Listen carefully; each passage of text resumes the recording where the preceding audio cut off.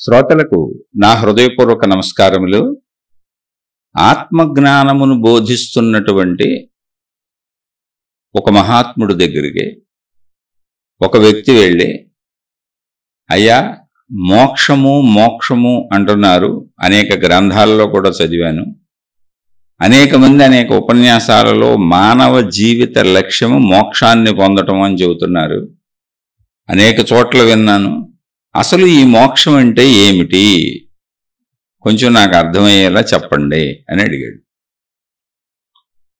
వెంటనే ఆ గురువు గారు తప్పకుండా చెబుతానండి అని ఒక శిష్యుణ్ణి పిలిచి ఒక మంచి గట్టి తాడు తీసుకురమ్మన్నారు. ఆ శిష్యుడు తీసుకొచ్చాడు. అక్కడ ఎదురుగా ఒక చెట్టు ఉంది. ఈ మోక్షము అని అడిగిన ఆయన అక్కడ నుంచొని ఉన్నాడు. అంటే మోక్షం అంటే ఏంటో చెప్పండి అని అడిగిన ఆయన్ని ఆ శిష్యుడితో చెప్పారు, ఈయన తీసుకెళ్ళి ఆ చెట్టుకు కట్టేయని.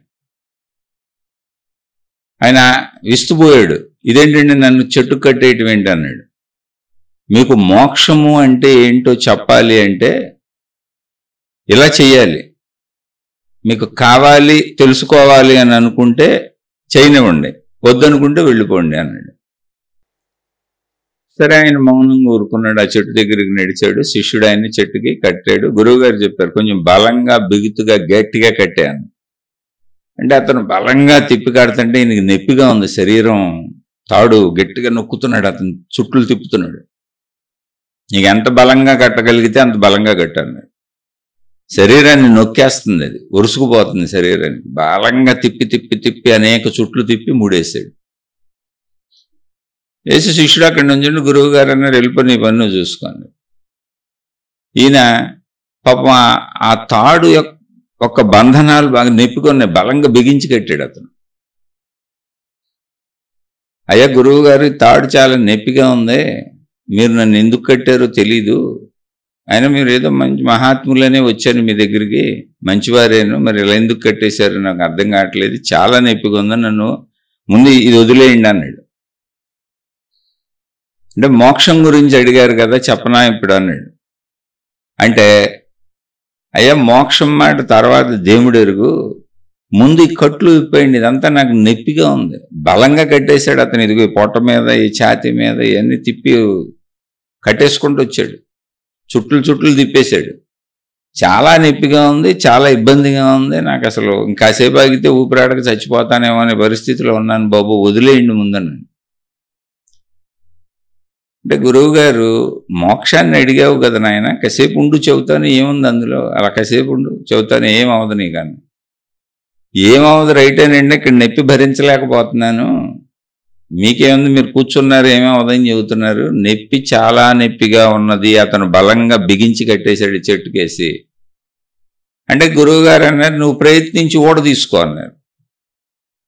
నేనెలా ఓడ తీసుకుంటానండి, నన్ను కట్టేశాడు కదా అతను, ఆ తాళతో కట్టేశాడు. ముడి వెనక వైపు ఉంది, నేను ఓడదీయలేను కదా, నా చేతులు కూడా కట్టేస్తున్నాయి, మొత్తం చుట్టేశాడు. ఈ చెట్టుకేసి నన్ను చుట్టేశాడు, మొత్తం శరీరం చేతులు అన్నీ కూడా చుట్టేసి కట్టేశాడు. నేను ఎలా ఊడు తీసుకోగలను దీన్ని, ప్రయత్నించు అన్నారు గురువు గారు. పాపం గింజుకున్నాడు, గింజుకుంటున్న కొద్దీ నొప్పి ఎక్కువ అవుతుంది, ఇంకా నొప్పిగా ఉంది. అయ్యా గురువు గారు మీకు నమస్కారం, మీ మోక్షం వద్దు, మీ జ్ఞానం వద్దు, మీరు చెప్పవద్దు, అసలు గింజుకుంటుంటే ఇంకా ఎక్కువ నొప్పిగా ఉంది, అంత బలంగా కట్టాడు అతను, మీరు కడుతుంటే ఇంకా గట్టిగా కట్టు అని చెప్పారు, బలంగా కట్టిపోయాడు, అసలు నేను ఊడ తీసుకోవటం అసాధ్యం, నా వల్ల కాదు. ఏం లేదండి, ప్రయత్నిస్తే ఏదైనా సాధ్యమే, ప్రయత్నించండి అంటున్నారు గురువు గారు. ఆ మూడేమో అతను బాగా చుట్టేసి వెనక మూడేసిపోయాడు.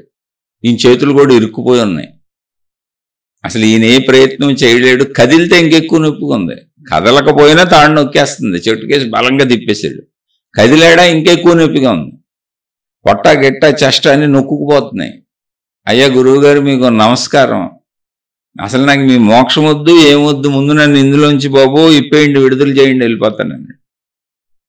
ఈ కట్లు విప్పి విడుదల చేయండి, మీకు నమస్కారం అండి, ఇటు వస్తే మీకు దండం రాను, నేను అసలు అడగను మిమ్మల్ని, మరి నేనేమైనా తప్పుగా అడిగానేమో తెలియదు, ముందు నన్ను వదిలించేయండి, ఈ బాధ భరించలేకపోతున్నాను అని బతిమలాడటం మొదలుపెట్టాడు. గురువు గారు చిరునవ్వు నవ్వుతూ, ప్రయత్నించలేవా, ఇదేంటయ్యా ఊడ తీసుకోవా అని ఈయన చెబుతున్నారు.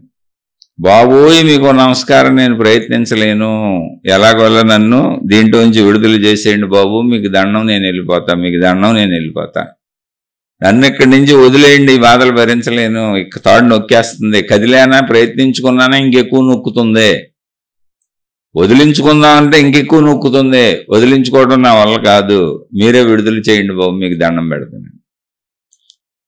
సరే గురువు గారు నవ్వి శిష్యుడిని పిలిచారు, పిలిచి అది ఊడదీసే అన్నారు. శిష్యుడు వెళ్ళి తాడు ఊడదీసాడు. అమ్మయ్యా అన్నాడు. అతనికి నిజంగానే పాపం అని నొక్కుకొని కొంచెం ఈ చేతులు గీతులు ఎన్నో ఉరుసుకుపోయింది. శిష్యుడు అంత బలంగా కట్టాడు. అతను బాబు మీకు దండం, వస్తాను నేనే, వెళ్ళిపోతుంటే గురువు గారు పిలిచారు దా అని. శిష్యుడిని కాసిన మంచినీళ్ళు తీసుకురమ్మన్నాడు. తీసుకొచ్చారు. అక్కడ ఒక పండు ఉంటే ఇచ్చేదిగా, పండు తిని మంచినీళ్ళు తా, కూర్చో చెప్తాను మోక్షం అంటే ఇప్పుడు. అతను పాపం కూర్చున్నాడు, పండు తిన్నాడు, కాసిన మంచినీళ్ళు తాగాడు. నొప్పులు చాలా ఎక్కువగా ఉన్నాయి. ఇప్పుడు నువ్వు ఆ చెట్టుకి బంధింపబడి ఉన్నప్పుడు నన్ను వదిలేయండి, విడుదల చేయండి, వదిలేయండి, విడుదల చేయండి అన్నవే, అదే మోక్షం అంటే. మోక్షం అంటే ఏం లేదు, విడుదల. అయితే నీకు దేని నుంచి మోక్షం కావాలి? ఇప్పుడు నిన్ను అక్కడ కట్టేశాం కదా, నువ్వు దాని నుంచి మోక్షం అడిగావు, ఇది విడుదల, ఇది ఒక రకం విడుదల. ఇప్పుడు నీకు మోక్షం దేని నుంచి కావాలి అంటే, నువ్వు నిన్ను ఎన్ని రకాల వాటితో కట్టేసుకున్నావో అందుకని మోక్షం అడుగుతున్నావు. ఆ కట్టేసుకున్న ఏంటో చూడు, ఇక్కడ తాడుతో కట్టేశాం, నొప్పిగా ఉంది, నీ అంతటి నువ్వు ఓడ తీసుకోలేవు, అందుకని అడిగావు. కాబట్టి మేము ఓడదీసాం, కట్టేసింది మేమే కాబట్టి, అది భౌతికమైన తాడు కాబట్టి, నువ్వు భౌతికమైన మనిషి కాబట్టి, అది భౌతికమైన చెట్టు కాబట్టి, దానికి వేసి కట్టేసాం కాబట్టి మేమే ఓడదీసాం.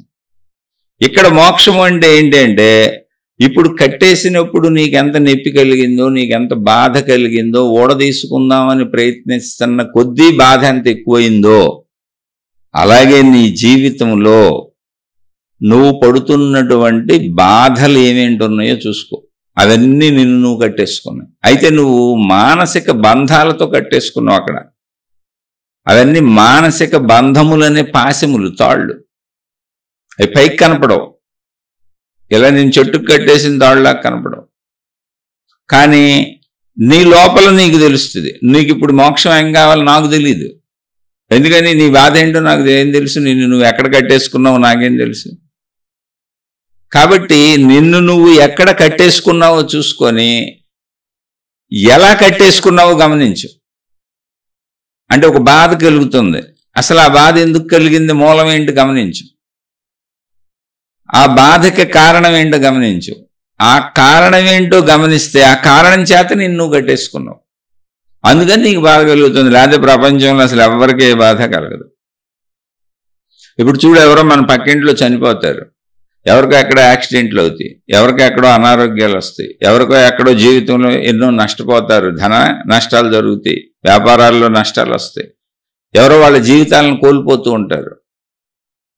ఎవరెవరికో ఎక్కడెక్కడో జరిగినవన్నీ కూడా మనకు బాధలు అనిపించట్లేదు. నిత్యం ప్రపంచంలో కోటాను కోట్ల మరణాలు జరుగుతున్నాయి, కోటాను కోట్ల జననాలు జరుగుతున్నాయి, కోటాను కోట్ల చెడులు జరుగుతున్నాయి, కోటాను కోట్ల మంచులు జరుగుతున్నాయి. కానీ నీకు సంబంధించినది ఏది కూడా నువ్వు మంచి అనుకోవట్లేదు, ఆనందపడట్లేదు, చెడు అనుకోవట్లేదు, దుఃఖపడట్లేదు, బాధపడతలేదు. అంటే నువ్వు వాటితో నిన్ను మమేకం చేసుకోలేదు, కట్టేసుకోలేదు. నువ్వు రోడ్డు మీద వెళ్తున్నప్పుడు ఏదో యాక్సిడెంట్ జరుగుద్ది, అక్కడ కాళ్ళు చేతులు ఇరిగిపోయి రక్తపు మడుగులు పడిపోయి ఉంటారు, లేదా చనిపోయి ఉంటారు, లేదా దెబ్బలు తగిలి ఉంటాయి. నీకేం అనిపించదు. ఏదో కొంచెం మానవత్వం ఉంటే వెళ్ళి లేవదీసి పంపుతావు, ఇంకొంచెం మానవత్వం ఉంటే హాస్పిటల్లో జాయిన్ చేస్తావు, అంతే తప్ప నీకేం అనిపించదు. లోపల నీకు దుఃఖం, బాధ అనిపించదు. కొంచెం జాలి కలగొచ్చు, కొంచెం దయ కలగొచ్చు, అది కూడా నువ్వు మంచోడు అయితే. చాలా మంది చూసి వెళ్ళిపోతుంటారు, ఎందుకంటే అసలు అది నాకు సంబంధించిన విషయం కాదు. నాకు సంబంధించిన విషయము అన్నప్పుడు నేను నన్ను దానితో ముడిపెట్టుకున్నానంటే కట్టేసుకున్నాను. నాకు సంబంధాలన్నీ నన్ను నేను కట్టేసుకోవడాలే. అవి నాకు సుఖాన్నైనా ఇస్తూ ఉంటాయి, దుఃఖాన్నైనా ఇస్తూ ఉంటాయి. అంటే దుఃఖం ఎలా వస్తుందంటే ఏది సుఖాన్ని ఇస్తుందో అక్కడే దుఃఖం వస్తుంది. దుఃఖం కూడా అక్కడే పుడుతుంది. ఎక్కడైతే నేను ఇది సుఖము అని నాకు అవసరము అని బంధం కట్టేసుకున్నానో, ఇది నాకు సుఖాన్ని ఇస్తుంది, నాకు హాయిని ఇస్తుంది, నాకు ఆనందాన్ని ఇస్తుంది, నాకు తృప్తిని ఇస్తుంది, నాకు బ్రతుకునిస్తుంది, నన్ను బ్రతికిస్తుంది అని కట్టేసుకున్నానో, దానికోసం ప్రయత్నిస్తున్నాను, అక్కడే దుఃఖం పడుతుంది, అక్కడే బాధ పడుతుంది, అక్కడే కష్టం పడుతుంది, అక్కడే అన్నీ పుట్టుకుంటూ వస్తాయి చెడు గుణాలని. అవన్నీ నన్ను బాధలకు లోన్ చేస్తాయి, అశాంతికి లోన్ చేస్తాయి, అలజడికి లోన్ చేస్తాయి, కంగారుకి లోన్ చేస్తాయి, ఆదుర్దాకు లోన్ చేస్తాయి.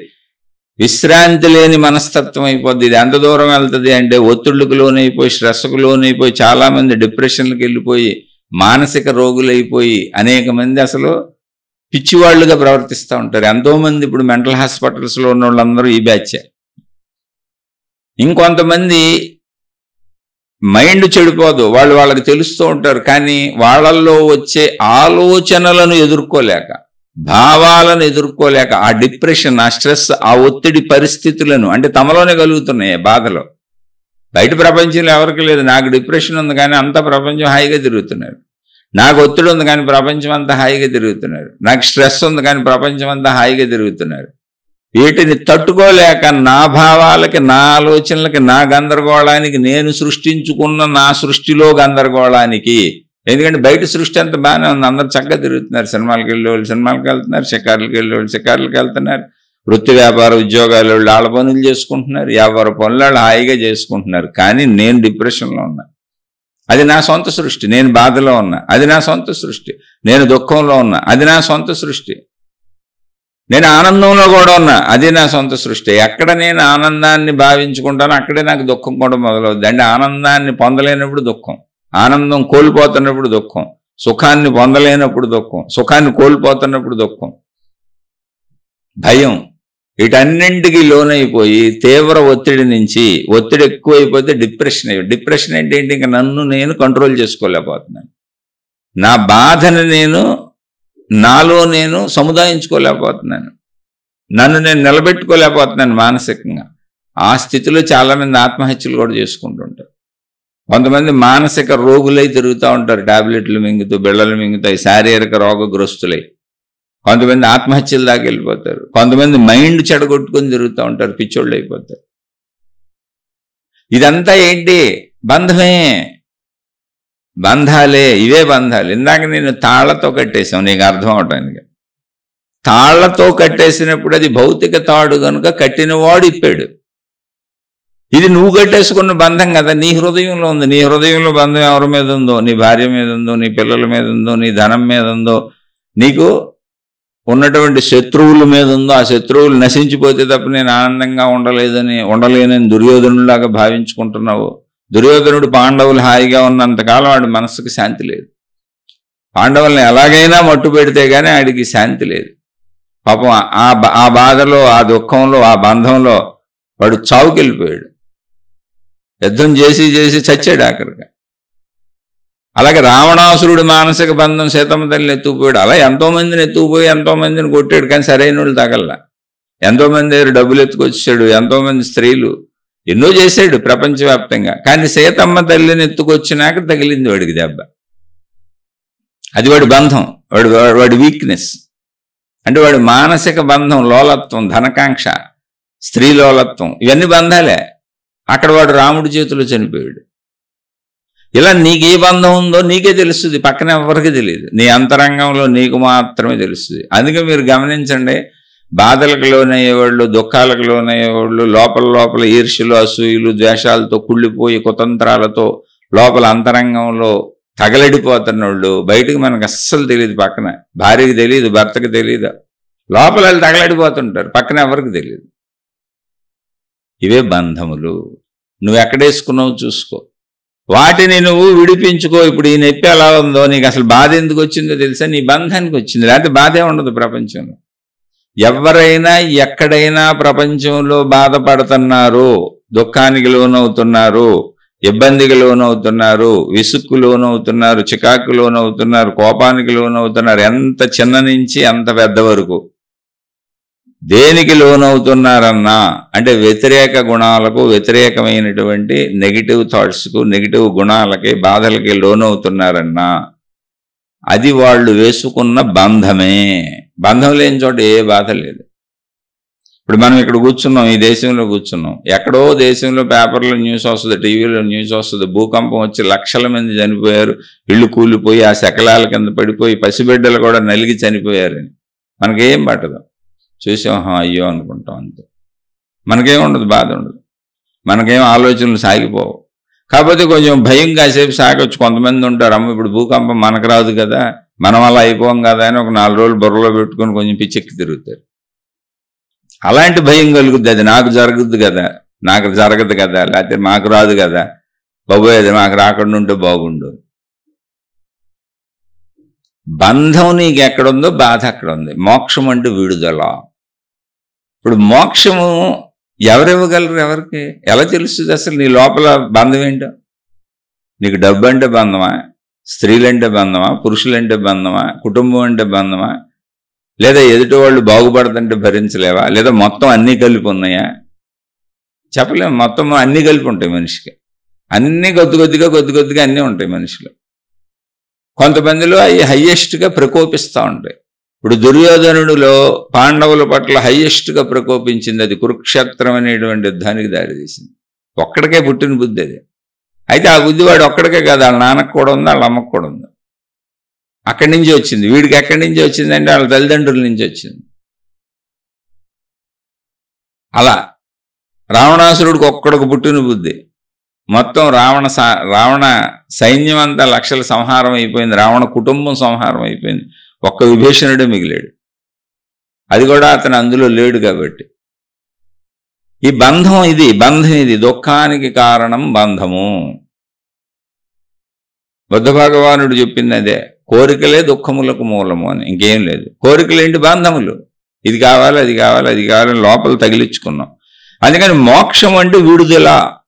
నీకు ఏ విషయం నుంచి విడుదల కావాలి ముందు నువ్వు దాంట్లో చూడు. అన్నీ ఒక్కసారిగా టప్మని విడుదల చేసుకోలేవు, నువ్వు కుదరదు. ఎందుకంటే అన్నీ అతికించేసుకున్నావు తెచ్చుకొని లోపల.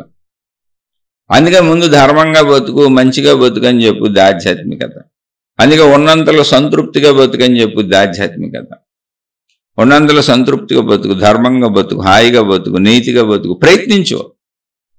అంటే ప్రయత్నించాలంటే నా లోపల ఉన్న కోరికలు ఈ ప్రయత్నానికి అడ్డుపడిపోతుంటాయి. నా లోపల ఉన్న బంధాలు, అవే కోరికలేంటి? బంధాలు, ఆశలు, ఇష్టాలు, అయిష్టాలు, ఈర్ష్యలు, అసూయలు, ద్వేషాలు నన్ను అలా మంచిగా ఉండనివ్వు. అదేంటి? నాకు మంచి తెలుస్తుంది, ఇది మంచి అని తెలుస్తుంది, తప్పు అని తెలుస్తుంది, చెడు అని తెలుస్తుంది, అయినా ఎందుకు అదే చేస్తున్నానంటే నా లోపల బంధాలు. అబద్ధం చెప్పకూడదని తెలుస్తుంది, హాని చేయకూడదని తెలుస్తుంది, భర్తను మోసం చేయకూడదని భార్యకి తెలుస్తుంది, భార్యను మోసం చేయకూడదని భర్తకి తెలుస్తుంది. ఎందుకు తెలియదు? ఇంట్లో కలిసి ఉండే భార్య భర్తలేగా. తల్లిదండ్రులను మోసం చేయకూడదని పిల్లలకి తెలుస్తుంది. ఎందుకు తెలియదు? వాళ్ళేగా జన్మనిచ్చి కన్నదే. పిల్లల్ని మోసం చేయకూడదని తల్లిదండ్రులకు తెలుస్తుంది. ఎందుకు తెలియదు? వాళ్ళేగా కనిపించింది. అన్ని బంధాలకి అన్నీ తెలుసు, కానీ అందరూ అందరినీ మోసం చేసుకుంటానే ఉన్నారు, ఇబ్బంది పెడతానే ఉన్నారు, సృష్టిలో సాగుతానే ఉంది. కారణమేమి అంటే అసలు బంధము లేని మనిషి లేడు. కాబట్టి మానవ జాతి మొత్తానికి మోక్షం అవసరమైంది ఇప్పుడు. అందుకే ఆత్మజ్ఞానం అని బోధించబడుతుంది. ఆత్మసాక్షాత్కారం అన్నా, మోక్షం అన్నా, సెల్ఫ్ రియలైజేషన్ అన్నా, ఆ మోక్షానికి అనేక పేర్లు ఉన్నాయి. అంతే, ఏమి లేదు. ఒకటే స్థితి. అది ఒకటే స్థితి మోక్షము. మోక్షం అంటే విడుదల. దేంట్లోంచి విడుదల? నువ్వు చూడు, నీకు వేటితో బంధించుకున్నావు? అసలు ఈ శరీరం నేననే భావంతో బాగా బంధించుకున్నావా? పంచేంద్రియ సుఖాలు వదిలి ఉండలేకపోతున్నావా? దానికోసం డబ్బు కావాలి, అవి కావాలి, సుఖాలు కావాలని ఉన్నావా? చూడు. లేదా నా కుటుంబ సభ్యులు, నా ఇల్లు, ఇదంతా నీ శరీర భావం నుంచే మొదలవుద్ది. మొదటి బంధం శరీర బంధమే. కానీ నువ్వు ముందు తేలికైన చివరిదేదో బంధం ఏంటో చూసి ఆ తేలికైన చివరి బంధాలను వదిలించుకోవటం మొదలుపెట్టు. నువ్వు అన్ని తాళ్ళు ఒకసారి వేసుకోలేవు. ముందు సులువైనదేదో తాడేదో చూడు, దాన్ని నిప్పుకోగలిగితే ధైర్యం వస్తుంది కొంచెం. అది నువ్వే చేసుకోవాలి. దానికి అవసరమైన జ్ఞానం అందించబడుతుంది. అంతే. ఆ జ్ఞానం కూడా నీకు సూట్ అవుద్దో లేదో తెలియదు. ఎందుకంటే అనేక మంది మహాత్ములు అనేక రకాలుగా వివిధ రకాలుగా లక్షల రకాలుగా ఆత్మజ్ఞాన విధానాలలో ఆత్మజ్ఞాన బోధలు చేశారు. కారణం ఏంటి అంటే ఎవరు ఎక్కడ ఎలా బంధించుకున్నారో తెలియదు, ఎవరికి ఎక్కడ ఏది ఎలా ఉపయోగపడుతుందో తెలియదు. అందుకని అన్ని రకాలుగాను చెప్పడానికి ప్రయత్నించారు, ఎన్నో ఉపమానాలతో, ఎన్నో పోలికలతో. ఆ పదాలు ఏరు పెట్టింది అదే. మోక్షం అనే పదానికి అర్థమే విడుదల. ఇప్పుడు ఒక ఖైదీని జైల్లో పెట్టారు. అసలు జైల్లో ఎందుకు పెట్టారు? తప్పు చేశాడు కాబట్టి. ఏం తప్పు చేశాడు? ఎవరినో చంపేశాడు, లేదా ఎవరిదో ఎత్తుకుపోయాడు. తప్పంటే అంతే. నీది కాని దానిది ఎన్నో పట్టుకుపోయావు, ఏదో చేసావు, దేశకాల పరిస్థితులకి వ్యతిరేకమైనది చేసావు, ధర్మంగా లేవు, మంచిగా లేవు. తప్పంటే ఏంటంటే మంచి చేయలేదు, ధర్మంగా ఉండలేదు, చెడు చేశాడు. దాని శిక్షకు తీసుకెళ్లి జైల్లో పాడేశారు. ఇప్పుడు జైల్లో ఏంటి? ఆ జైలు గోడలు దాటడానికి లేదు. అతను చేసిన శిక్ష, అతను చేసినటువంటి తప్పును బట్టి శిక్ష ఎంత విధించబడిందో ఆ శిక్షాకాలం పూర్తయ్యే వరకు అతను అక్కడ ఉండాల్సిందే. అయితే అతనికి అన్నీ ఉంటాయి, తినడానికి తిండి పెడతారు, అతను బయట మామూలు మనిషిలా ఎలా బతుకుతాడో అలా అన్నీ ఉంటాయి. అక్కడ బతకనిస్తారు, పడుకొనిస్తారు, నిద్రపోనిస్తారు, కాలకృత్యాలు తీర్చుకోవచ్చు, అన్నీ ఉన్నాయి. కానీ ఆ గోడలు దాటి వెళ్ళకూడదు, ఆ జైలు పరిధి దాటి వెళ్ళకూడదు. జైల్లో ఇతనికి ఒక సెల్ ఉంటుంది, ఆ సెల్లోకి వెళ్ళి పడుకోండి, అక్కడే పడుకోవాలి. మళ్ళీ వాళ్ళు వదిలి తిరుగు, ఏదన్నా వదిలే ఫ్రీగా వదిలి తిరుగు, భోజనాలకు వెళ్ళి అటెళ్ళు ఇటెళ్ళు అన్నప్పుడు ఆ జైల్లో తిరగచ్చు. మళ్ళీ తన వాళ్ళు ఎవరన్నా వస్తే కలవచ్చు. కాకపోతే ఆ జైలు గోడల మధ్యలో సెల్లోంచి మాట్లాడుకోవాలి. అన్ని ఫెసిలిటీస్ ఇచ్చారు, అంత స్వేచ్ఛ ఇచ్చారు, కానీ జైలు పరిధి దాటి వెళ్ళకూడదు. అలాగే ఇక్కడ మనం ఏం చేసామంటే, బంధము అంటే నా శరీరము అనే దాంతో మొదలుపెట్టాం. నాది, నా వాళ్ళు, నా కుటుంబం, నా సంపదలు, ఇలా మొత్తం నేను, నాది, నా వాళ్ళని ఏర్పాటు చేసుకున్నాం. ఒక జైలు కట్టుకున్నాం మనం. అయితే జైలు కట్టుకుంటాం తప్ప అంటే తప్పేం కాదు, కట్టుకో. ధర్మంగా మంచిగా ఉన్నావని కదా నీకు జైలే ఉండదు. నీ పరిధి వరకు నువ్వు చేసుకుంటావు, అందరూ నాలాంటి వాళ్ళు అనుకుంటావు, హాయిగా పడుకుంటావు. అందుకే ధర్మము మంచి అన్నారు. ధర్మము మంచి అయినప్పుడు అవి బంధాలే అయినా కూడా నిన్ను బాధించే అంత బంధాలు కాదు. అంటే ఇందాక ఆ మోక్షం అని అడిగినప్పుడు ఆ శిష్యుడిని గురువు గారు తాడుతో కట్టమన్నప్పుడు అతను కడతంటే బాగా బలంగా కట్టమని చెప్పారు, గట్టిగా నొక్కేసి కట్టని చెప్పారు. గట్టిగా నొక్కేసి కట్టడం వల్ల అతనికి బాధగా ఉంది, బాగా నొప్పిగా బాధగా ఉంది. ఏమి లేదు, బాగా ఊరిని లూజ్గా పైన కట్టేస్తే ఇంకాసేపుడికి అసలు లూజ్ చేసుకొని ఇతనే అందులోంచి బయటకు కూడా వచ్చేయచ్చు. ఊరినే తాడేదో పైన లూజ్గా చుట్టారు, ఆ లూజ్లోంచి ఇతను సరి చేసుకొని కొంచెం అటు ఇటు ఇంకా లూజ్ చేసుకుంటే దాని కింద నుంచి జారి వచ్చేయచ్చు కూడా బయటికి. అలా ధర్మము మంచి అనేది అవి బంధములే అయినా లూజుగా కట్టబడినటువంటి దాళ్ళు. నీ ధర్మాలన్నీ నిర్వర్తించుకుంటూ, ఎందుకంటే నీకు అవసరాలు ఉన్నాయి, శరీరం అనేది ఉంది, ఆ శరీరానికి పంచేంద్రియముల అవసరాలు ఉన్నాయి. కాబట్టి నువ్వు తినాలి, నువ్వు తాగాలి, నువ్వు అనుభవించాలి, నువ్వు చూడాలి, నీ కుటుంబం, నీ జీవన విధానం, నీ పిల్లలు అన్నీ కరెక్టే, ఓకే. అవి ఊరుకునే పైన లూజ్గా కట్టబడిన తాళ్ళు, అవి నిన్ను బంధించవు, బాధించవు. నువ్వు ఎప్పుడు కావాలంటే అప్పుడు అందులోంచి బయటకు వచ్చేయచ్చు. అంటే బంధాలు ఉన్నట్టు కనబడుతున్నాయి కానీ ఆ తాడు నిన్ను బంధించలేదు. ధర్మము మంచి అంటే అది. కానీ తాడు ఉంది, నీ చుట్టూ చుట్టబడి ఉంది, భార్య ఉంది, పిల్లలు ఉన్నారు, భర్త ఉన్నాడు, అన్నీ ఉన్నాయి. కానీ ధర్మములో సాగే వాళ్ళకి, మంచిలో సాగే వాళ్ళకి, అలా ధర్మము మంచిలో సాగాలంటే తృప్తిగా ఉండాలి. అంటే ఉన్నదాంతో తృప్తి, ఇది నా ప్రయత్నం, ఈ ప్రయత్నంతో నాకు ఎంత వచ్చింది అంతే, తృప్తిగా ఉన్నాను.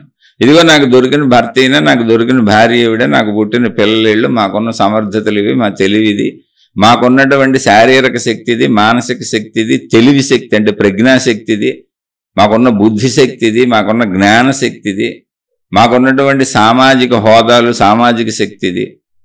దీన్ని బట్టి ఏదో ఉన్నంతలో అలా హాయిగా నాకు ఉందంటూ ఇంకోళ్ళ జోలికి వెళ్లకుండా బతికేస్తాను. వెళ్తే ఒకళ్ళు ఎవరి జోలికన్నా ఇంత సాయం చేస్తాను, అంతే తప్ప ఎవరిని నష్టపరచను అన్నప్పుడు నీ తాళ్ళు ఉన్నాయి, బంధాలు ఉన్నాయి నీకు, కానీ అవన్నీ లూజ్గా ఉన్నాయి. ఎంత లూజ్గా ఉన్నాయంటే అవసరమైతే నువ్వు వాటి కింద నుంచి దూరి బయటకు వచ్చేయచ్చు.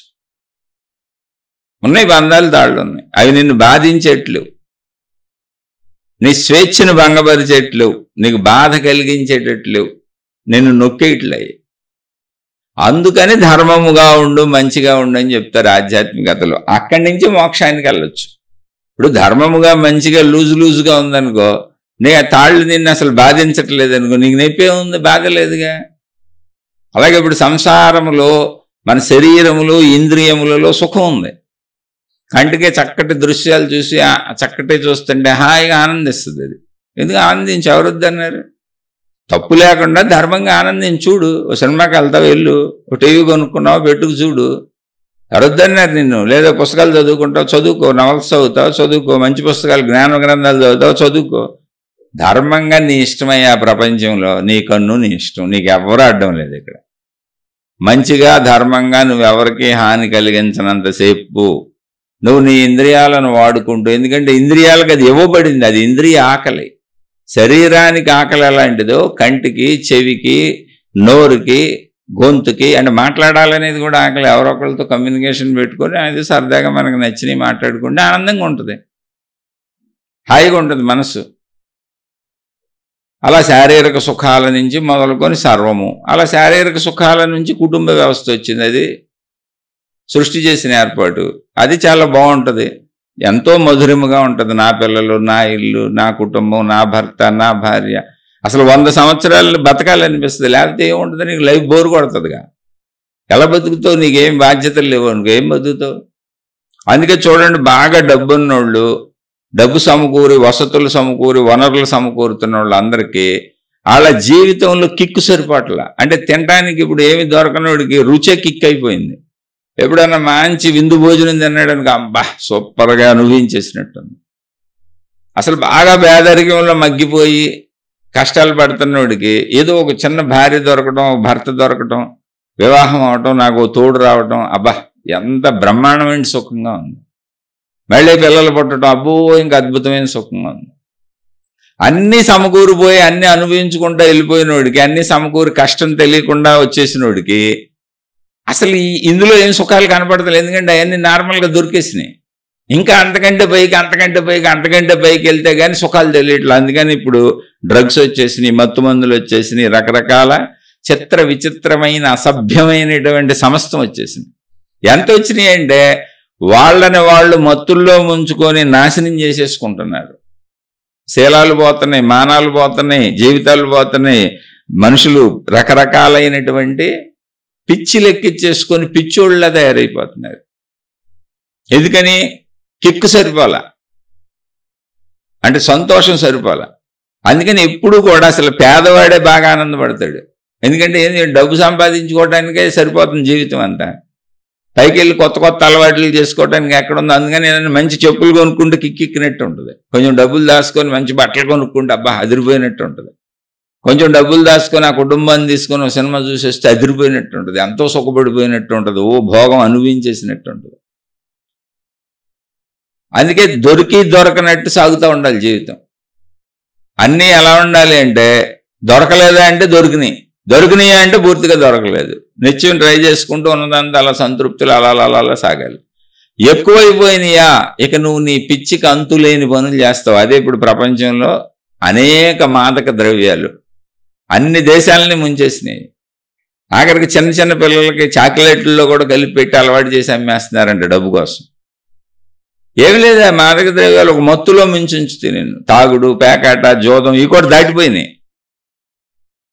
ఇక విచిత్రమైనటువంటి కల్పనలను కల్పించి మనిషి అక్కడే ఉంటాడు, కానీ ఏదో లోకాల్లో తేలిపోతున్నట్టుగా మాదక ద్రవ్యాలు వేసుకుంటే ఆడికి ఎక్కడికో గాలిలో విహరించేసినట్టు ఉంటుంది. శరీరం అక్కడే బయట ఏడుస్తుంది. అలాంటి పిచ్చ ఇవన్నీ తయారు చేసుకున్నాడు. ఎందుకని? అన్ని అలా బంధించుకున్నాడు. ఎందుకని?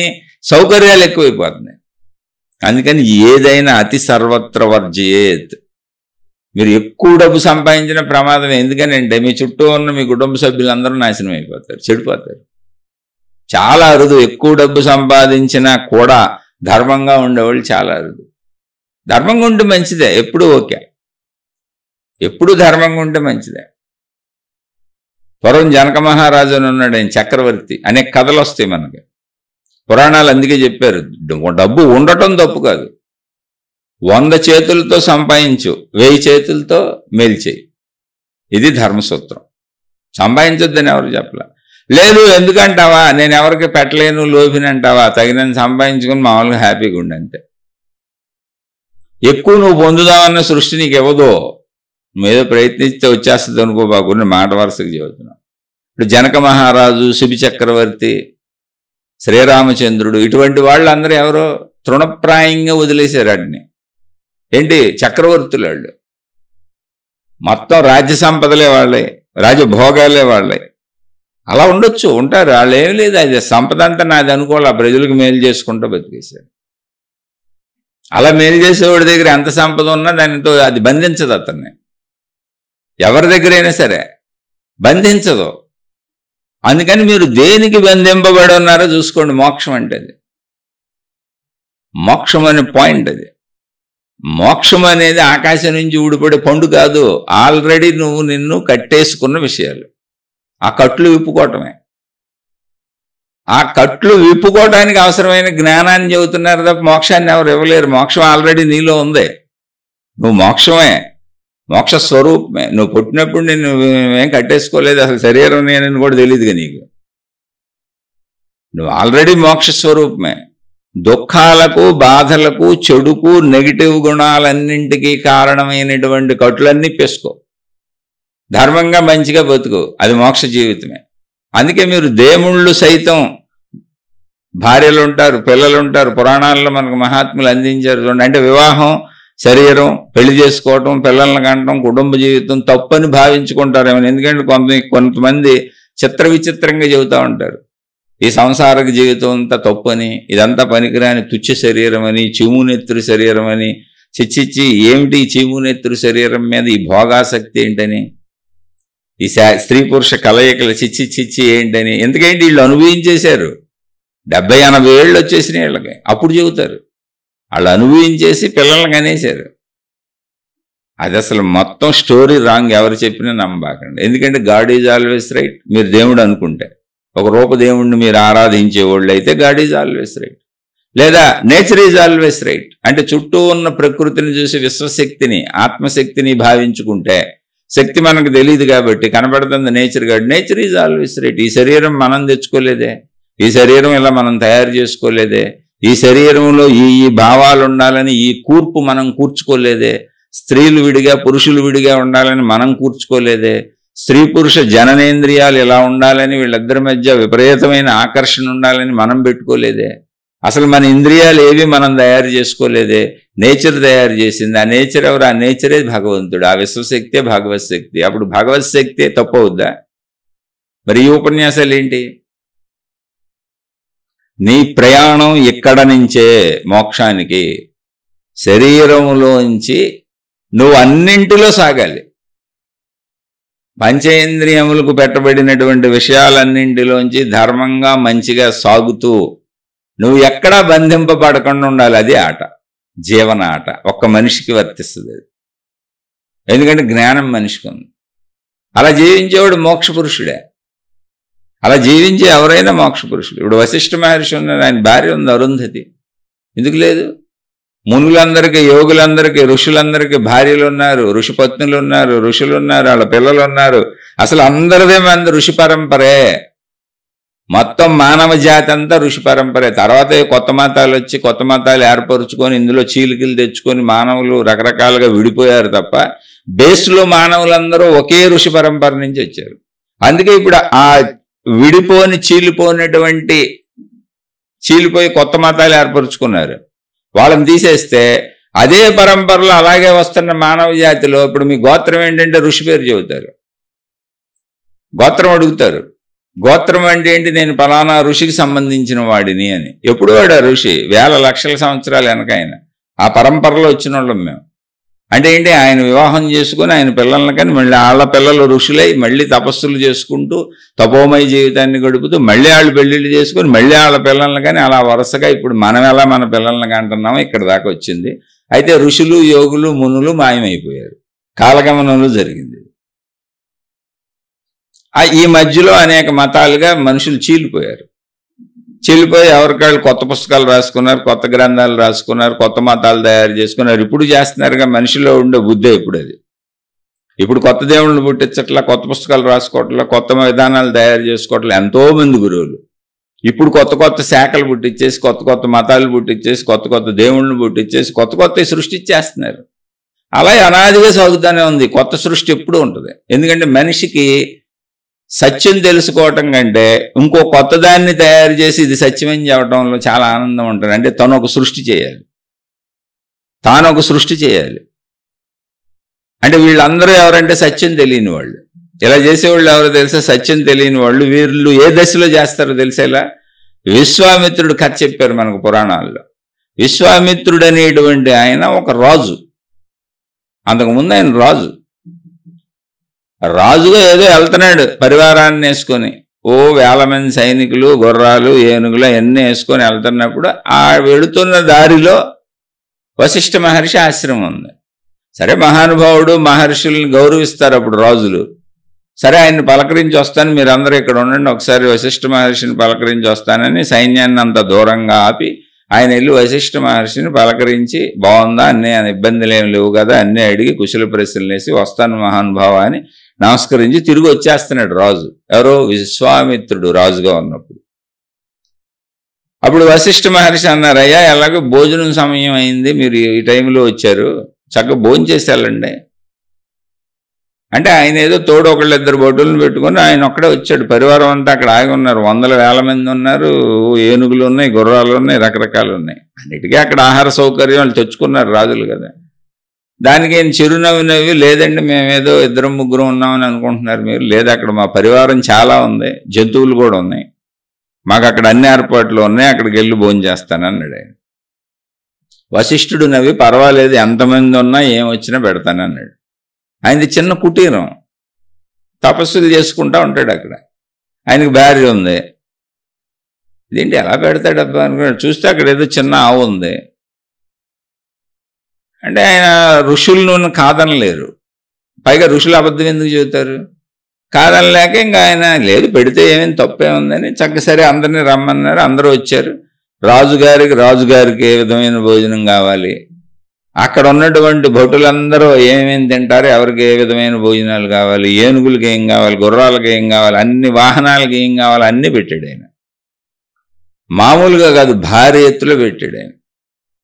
ఆశ్చర్యపోయాడు అసలు విశ్వామిత్రుడు. ఈయన ఎలా పెట్టాడు ఇంత సంపదలు, ఎక్కడ ఈయన దగ్గర అసలు ఎట్లా పెట్టాడు ఇంత టైంలో? అసలు ఈయన చూస్తే చిన్న పాక ఋషి ఆశ్రమం, ఇది చిన్న ఆశ్రమం, ఏదో ఆయన శిష్యులు వాళ్ళు కలిసి ఉన్నారు, ఎలా పెట్టాడు ఇవన్నీ? సరే, అయిపోయింది అంతా వెళ్తే అడిగాడు ఆయన, ఎలా పెట్టారు ఇదని.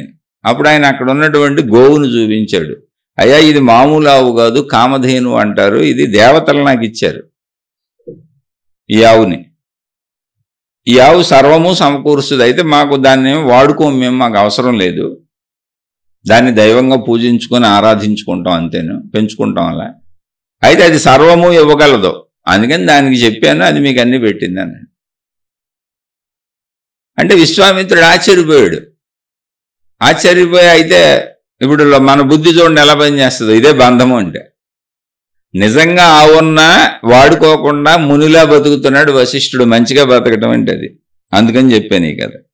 వశిష్ఠుడి దగ్గర కామధేను ఉంది. కావాలంటే ఇప్పుడు ఆయన బిల్డింగులు, రాజప్రసాదాలు కట్టించేసుకోవచ్చు దాని దగ్గర అన్ని శక్తులు ఉన్నాయి. ఏది కావాలంటే వచ్చేస్తాయి, అన్నీ అనుభవించవచ్చు, భోగలాలసలో తేలొచ్చు. ఆయన భార్య ఉంది, ఆయనకి పిల్లలు ఉన్నారు, ఆయన తోటి మునులు ఉన్నారు, అందరూ సాధారణంగా బతుకుతున్నారు. అక్కడ దొరికే పండు పొలాలు తీసుకొని అసలు ఆ కామధేనువును ఉపయోగించుకోవట్లే. దాని నుంచి వచ్చే ఏదన్నా కొద్దిగా పాలు గీలు ఉంటే వాళ్ళు చేసే నిత్యకృత్యాలకు వాడుకుంటున్నారు తప్ప దాని మహిమలు వాడుకోవట్లే వాళ్ళు. అంటే నిజమైన వాడు మహిమల జోలికి వెళ్ళడం, మహిమలతో అసలు అవసరమే లేదు. ఎవరికి మహిమలు మాయలు కావాలంటే తన కోరికలు ఎక్కువైపోయినాడు, సృష్టిస్తాడంతే, ఆయన నిజం కాదు. అందుకే కథ కూడా తెలుసుకోండి. అప్పుడు ఈయనకి మనలాంటుడేగా విశ్వామిత్రుడు, రాజు కదా. ఆయన అన్నాడు, ఆ కామధేను నీకెందుకయ్యా, రాజులాంటి నా దగ్గర ఉండాలి, ప్రజలందరికీ మేలు చేయడానికి ఉపయోగపడుద్ది, అన్నీ ఇస్తుంది కదా, కామధేను నాకు ఇచ్చే అన్నాడు. అబ్బెబ్బే లేదండి, అది దేవతలు నా మీద ఎంతో ప్రీతి చెంది నాకు ఇచ్చారు, ఆ కామధేను కూడా నన్ను వదిలిపెట్టి ఉండలేదు, దానికి నాకు ఎంతో సంబంధం ఉంటుంది, అది మీకు ఆవులా కనపడవచ్చు కానీ నా బిడ్డది, నేను దాన్ని వదలలేను, ఇవ్వలేను అన్నాడు. ఇంకా కోపం వచ్చింది. రాజు కదా ఇప్పుడు, అప్పుడు దాకా మహాత్ముల మీద గౌరవం ఉంటుంది, చూడండి, చాలామంది ఉంటారు ఇలాంటి వాళ్ళు.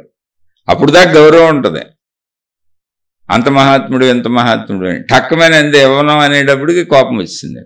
నువ్వెంత అంటం మొదలెట్టాడు. నువ్వు ఇచ్చేదేంటి, నేను తీసుకుపోతానన్నాడు. బటులు ఈడ్చుకురంటారా కామధేను అని అన్నాడు. ఆయన చిరునవ్వు నవ్వి వస్తే తీసుకెళ్ళండి అన్నాడు వశిష్ఠుడు. అక్కడ ఎంతో యుద్ధం జరిగింది, ఏమీ చేయలేకపోయారు. వశిష్ఠుడి యొక్క చేతిలో ఆయన తపస్సు చేసుకోవడానికి ఒక కర్ర ఉంటుంది, దండ కమండలాలు అంటారు. దండం అంటే కర్రలు చేయి పెట్టుకునేది ఉంటుంది. ఆ కర్ర అక్కడ పెట్టాడు, అది దాటి రాలేకపోయారు వాళ్ళు, ఏమి చేయలేకపోయారు, వాళ్ళ వల్ల కాలేదు, వాళ్ళే ఓడిపోయారు. సరే స్టోరీ అనుకోండి, అది అన్ని మహిమలు మాయలు కాదు, మనకు అర్థం అవడానికి మన గుణాలకు తగ్గట్టు చెప్పారు. అక్కడ గుణాలు చూడండి, మహిమలు మాయలు కథలు చూడబాకండి. అంత సమర్థత ఉన్న వశిష్ఠ మహర్షి దాన్ని వాడుకోవట్లేదనేది సత్యం. అంత సమర్థత ఉన్న అతి సామాన్యుడిగా బతుకుతున్నాడు అనేది సత్యం. అందుకే ఆయన ఋషి, ముని, యోగి, తపస్సంపన్నుడు. ఏ సమర్థత లేకపోయినా, అంటే ఆయనతో పోల్చుకుంటే ఏ సమర్థత లేకపోయినా ఎగిరెగిరి పడుతున్నాడు విశ్వామిత్రుడు. పైగా దాన్ని లాక్కుపోతానంటున్నాడు. నీ దగ్గర ఎందుకు, నా దగ్గరగా, కనపడిందని లాగేద్దాం అనిపిస్తుంది మనకి. అదే గుణం, అదే బంధం. ఇది బంధం అంటే. కానీ లాక్కలిగాడా, లాగలేకపోయాడు. ఇప్పుడు అది బాధిస్తుందిగా, బాధించకుండా ఎందుకు ఉంటుంది? ఆ బాధ చేత నేను వశిష్ఠుడిని ఎలా అయినా ఓడించాలని అనేక ప్రయత్నాలు చేశాడండి. మనిషిగా, రాజుగా రకరకాల ప్రయత్నాలు చేశాడు. కానీ తపస్సంపన్నుడిని ఏం ఓడిస్తాడు? ఆయనకి ఏం అక్కర్లేదు.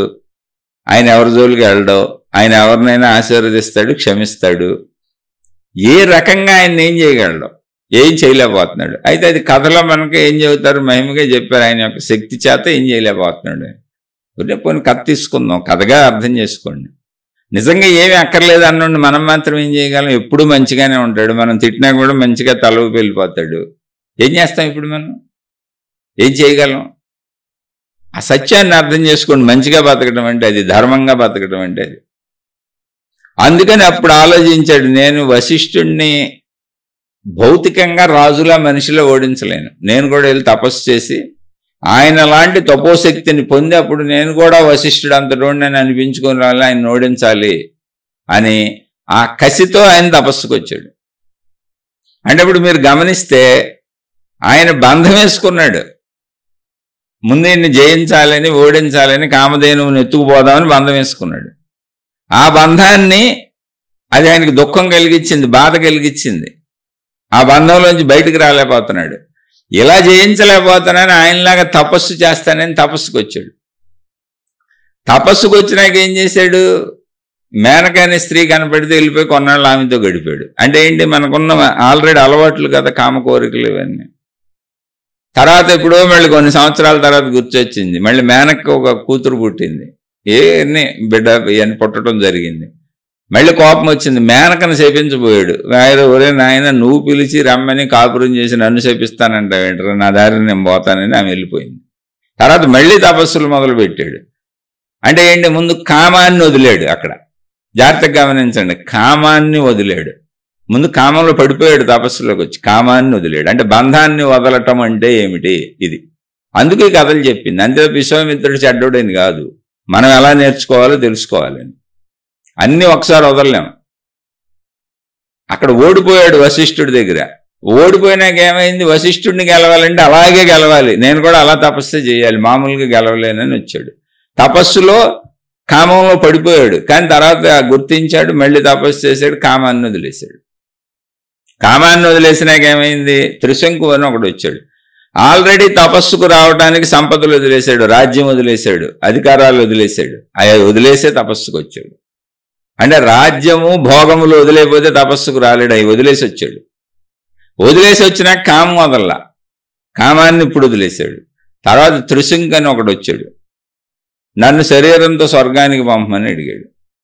వాడిని శరీరంతో స్వర్గానికి పంపాడు. అంటే అహంకారం, నేను ఏదైనా చేసేయగలనని. శరీరంతో పంపేశాడు స్వర్గానికి. స్వర్గంలో వాళ్ళు చెప్పారు, శరీరంతో రావడానికి అనుమతి లేదు ఎవరికే, శరీరంతో భూమి మీదే ఉండాలి, పుణ్యపాప ఫలాలతో వస్తారంతే, శరీరం అక్కడ వదిలిపెట్టాను. వినలేదు, పంపించాడు.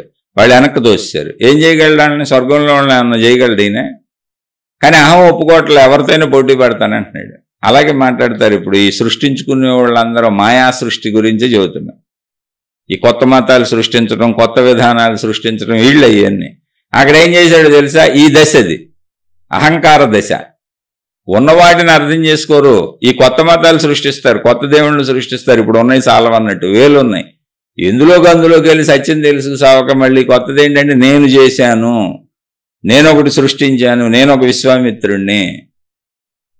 ఇప్పుడు ఆ త్రిశంకుని తోసేశారు వాళ్ళు. ఈ దశలో కొత్తవి సృష్టిస్తారు, అందుకని చెబుతున్నాను. తోసేస్తే ఏమైంది? వాడు తలకిందులుగా కిందకు వచ్చేస్తున్నాడు. చూశాడు, అయ్యా నన్ను తోసేశారు అంటున్నాడు వాడు పైనుంచి. సరే నువ్వు అక్కడే ఉండలే, మనం ఏం చేస్తాం మరి, వాళ్ళు స్వర్గంలో ఉన్న నేనేమి చేయలేను, నీకోసం స్వర్గం అచ్చు ఎలా ఉందో అలాంటి స్వర్గం ఇంకోటి సృష్టిస్తానని తలకిందులుగా సేమ్ టు సేమ్ స్వర్గం సృష్టించాడు. కానీ ఈ స్వర్గంలో ఎవరుంటారు? వీడు ఒక్కడే ఉంటాడు, త్రిశంకు అనేవాడు. ఇంకా మనుషులు ఉండరు.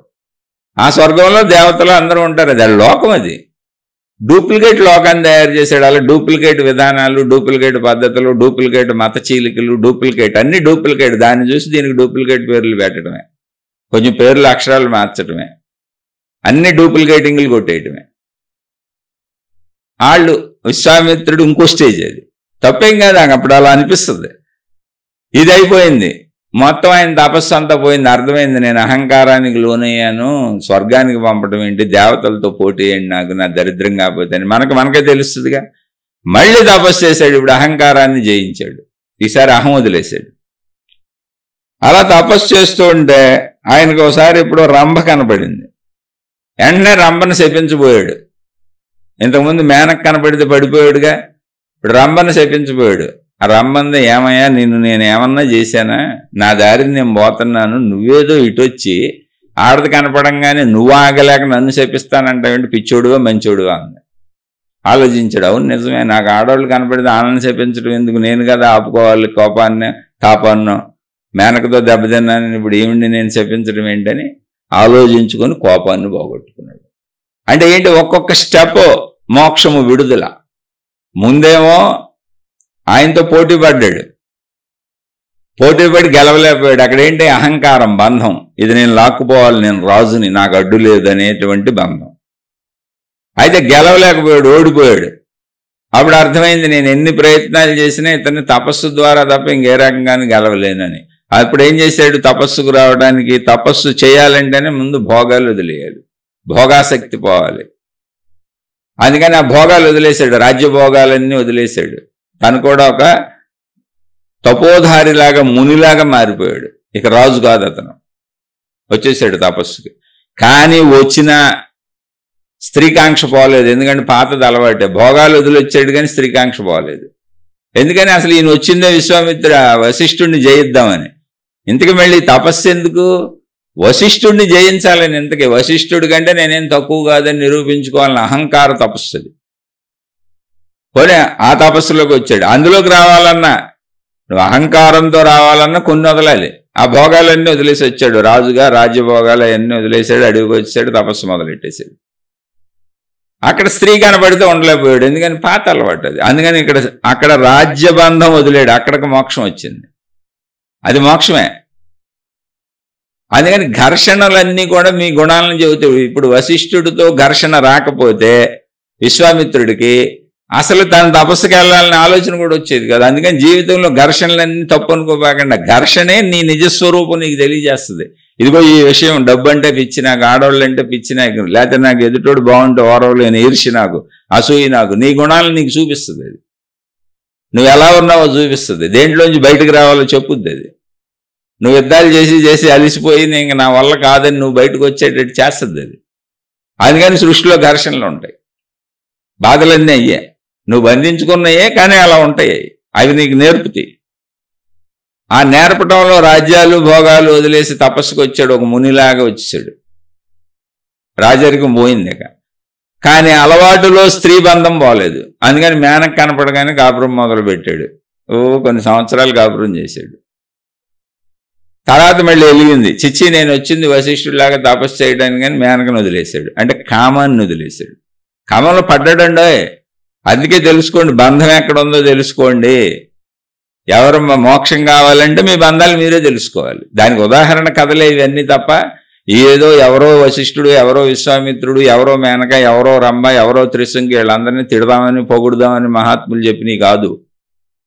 మనం ఇప్పుడు అభ్యసించడానికి ఏం అవసరం అవి చెప్పారు. అవి పాత్రలతో చెప్పారు. అక్కడ పాత్రల్లో ఎవరో చెడ్డోళ్ళు లేరు. అసలు పాత్రలు తీసుకోబాకండి, మీ అంతరంగం తీసుకోండి. అందులో మహిమలు మాయలు చూడబాకండి. కథ అర్థం అవడానికి, కథ రంజకంగా ఉండడానికి చెప్పారు. ఇప్పుడు సినిమాకి వెళ్తాం, హీరో గారు కొడితే 20 మంది ఎగిరి పడిపోతుంటారు. ఇప్పుడు లేటెస్ట్ సినిమాల్లో అయితే కొట్టినాక గాలిలో కాసేపు ఉండిపోతాడు అతను. మళ్ళీ హీరో పైకి ఎగిరి గాలిలోంచి కిందకు గుద్దితే అప్పుడు కింద పడతా ఉంటాడు. ఇలా జరుగుద్ది ఎక్కడన్నా. హీరో గారు కార్లు ఆపేస్తారు, ట్రైన్లు ఆపేస్తారు, విమానాలు లాక్కి కింద పడేస్తూ ఉంటారు. ఎన్ని చేస్తాడు హీరో? ఎగిరి విమానాలు, హెలికాప్టర్లు ఎక్కేస్తుంటాడు, రైలు పైన ఎక్కుతాడు, బస్సులు పైన ఎక్కుతాడు, వెళ్ళే కారుని చేత్తో పట్టి ఆపేస్తాడు, కాలు బట్టి కాలుతో నొక్కి తొక్కి కారుని ఆపేస్తాడు. ఇవన్నీ చేయగలం అసలు మనం? మామూలుగా కారులో ఎక్కి దిగితమే అలా కష్టం మనకి. నిజం కారులో ఎక్కి దిగాలంటే ఓపికతో సర్దుకొని దిగుతాం. అది సినిమా. అలాగే చెప్పబడినాయి అన్నీ కూడా. ఆ కథ, సినిమాకి మూలం కథే. ఎప్పుడూ కథా విధానంలో మనిషిని నడిపించారు. అది బాగా అర్థమవుద్ది మనిషికి.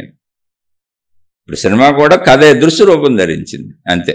ఇప్పుడు మీరు దాన్ని మన జ్ఞాన రూపంలోకి మలుచుకోండి అంతే. కథలు చూడకండి. కథలో మహిమలు మాయలు ఇలాంటివి ఏం చూడకండి. సినిమాటిక్గా చెప్పబడతా ఉంటాయి అన్నీ. అలానే నేను వేటిని తప్పు పట్టడంలా, మనం అర్థం చేసుకోవడానికి ఏం అవసరమో అంతే చెబుతున్నా. మనకి ఇప్పుడు కావాల్సింది అర్థం చేసుకోవటమే. విశ్వామిత్రులు గారు, వశిష్ఠుల వారు ఎందుకు మనకి ఇప్పుడు వాళ్ళ గురించి? మనం కదా మారాలి. అక్కడి నుంచి మేనకను వదిలేసి కామం పోయింది, అంటే రియలైజ్ అయ్యాడు. కామం పోయినాక ఏమైంది? త్రిశంకు వచ్చాడు, అహంకారం పోయింది, అంటే రియలైజ్ అయ్యాడు. చేశాడు, తప్పు చేశాడు, స్వర్గానికి పంపాడు. అందుకే ఆకాశానికి నిచ్చెన లేవాకండి అంటారు మనోళ్ళు సామెతలు. ఇదే, ఆయన ఆకాశానికి నిచ్చెన వేసాడు, స్వర్గానికి పంపుతానని. ఇక్కడి నుంచి అహంకారం పోయింది, మళ్ళీ రంభ కనపడింది, కోపం వచ్చింది. అంటే కోపం పోవాలి, అన్ని పోయినాయి కానీ కోపం పోవాలి, అంటే నేననే ఎంటిటీ అలా మిగిలి ఉంది. మళ్ళీ రంభతో కోపం కూడా పోయింది. సరే, కోపం పోయింది కానీ అసలు మూలం ఏంటి? నేను శరీరం అనే భావన ఉంటుందిగా మనకి. ఆ మూలం పోదుగా. ఆ మూలం ఏంటి? ఆయన వచ్చింది ఎందుకు తపస్సుకి? అందరూ ఆయన్ని రాజర్షి అని, కొంతమంది బ్రహ్మర్షి అని కూడా పొగుడుతున్నారు ఆయన్ని. కానీ వశిష్ఠుడు పొగడతలేదు. వశిష్ఠుడితో పోటీ పది కదా ఆయన వచ్చాడు.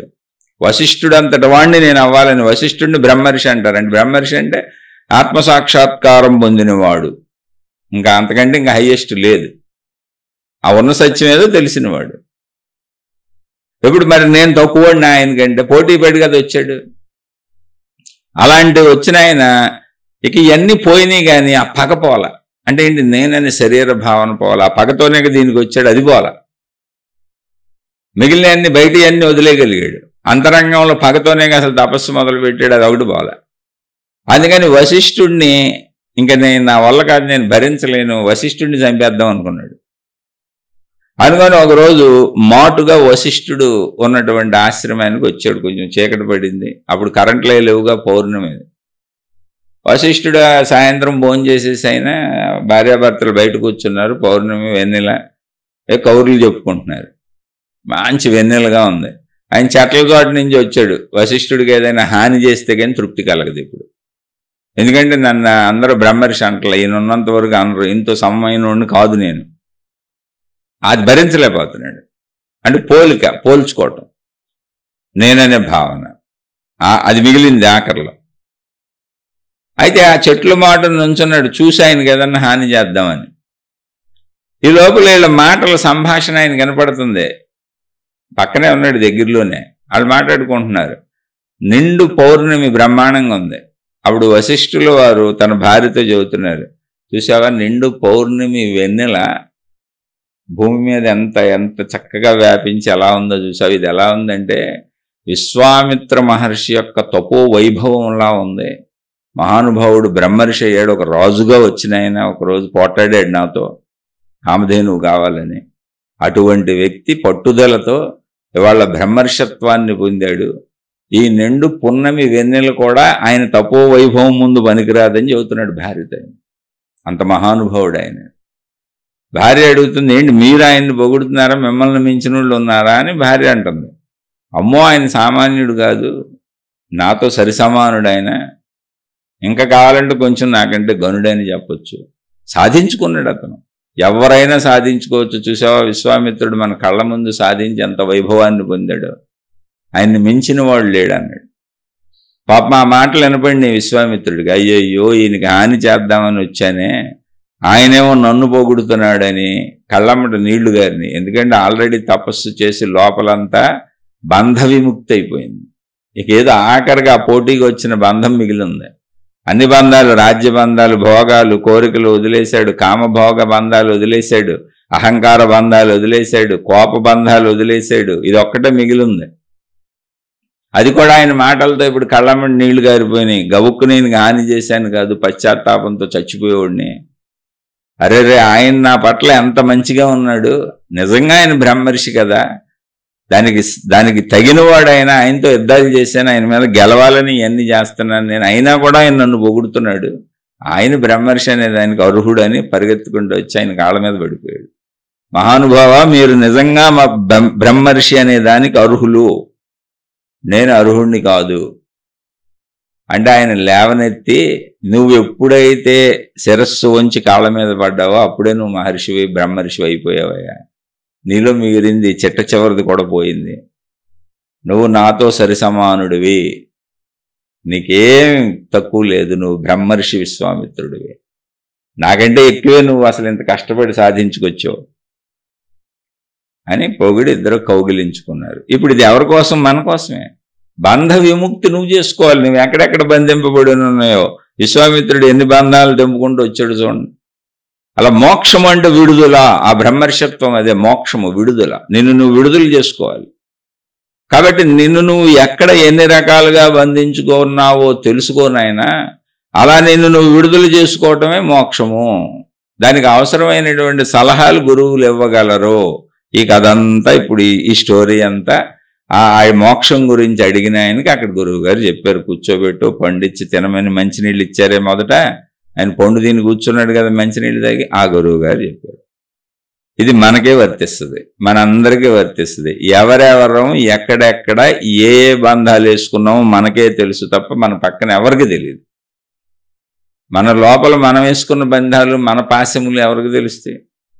అందుకని ముందు ఇవన్నీ వదిలించుకోవటం కాదు, ధర్మంగా బతుకు, మంచిగా బతుకు. అయ్యే వదిలి వెళ్ళిపోతాయి, అయ్యే వదిలేస్తాయి.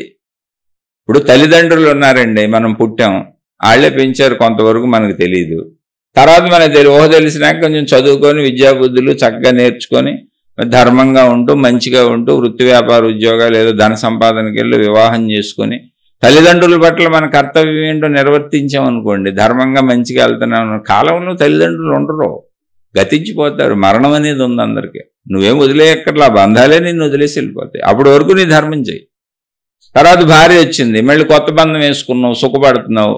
సుఖం ఉందిగా, భర్త భార్య అని ఇద్దరు వచ్చే, ఇద్దరికే ఉందిగా బంధం. సుఖపడండి, పడమనేగా ప్రకృతి తయారు చేసింది. ప్రకృతిలో ఏది విరుద్ధమైనది కాదు. ఎవరు చెప్పినా నమ్మకండి, ఎంత గొప్పోళ్ళు చెప్పినా నమ్మకండి. ప్రకృతి, nature is always right, God is always right. ప్రకృతి మన ఇబ్బంది పెడటానికి, మోసం చేయడానికి ఎందుకు స్త్రీ పురుషుల్ని విడివిడిగా తయారు చేసి ఆకర్షణలు పెట్టి ఏడిపించి ఆడుకోవడానికి ప్రకృతి ఏమన్నా శాడిస్టా? దేవుడు ఏమన్నా శాడిస్టా? ఎవరు శాడిస్ట్ ఇక్కడ? ఆ చెబుతున్న వాళ్ళు శాడిస్టులు. ఇలా ఎవరైనా దీనికి విరుద్ధంగా చెబుతుంటే వాళ్ళు శాడిస్టులు. మీరు వెళ్ళే మార్గంలో మీరు వెళ్ళిపోండి అంతే. తర్వాత కాలంలో విశ్వామిత్రుల వారు శ్రీరామచంద్రుల వారికే గురువు అయ్యారు. శ్రీరామచంద్రుల వారిని తనతో పంపమని దశరథ మహారాజును అడిగినప్పుడు ఆయన పంపడానికి వెనుకాడుతుంటే అక్కడే ఉన్న వశిష్ఠ మహర్షి చెప్పారు, అయ్యా ఆయన సామాన్యుడు కాదు, రామచంద్రుల వారి వైభవాన్ని కీర్తిలోకి తీసుకొస్తాడు, ఆయన ప్రపంచవ్యాప్తం చేస్తాడు, విశ్వామిత్రుడితో పంపండి అని. అంత సన్నిహితులు, అంత స్నేహితులు, అంత మంచోళ్ళు అయ్యారు వాళ్ళు, వశిష్ఠుడు విశ్వామిత్రుడు.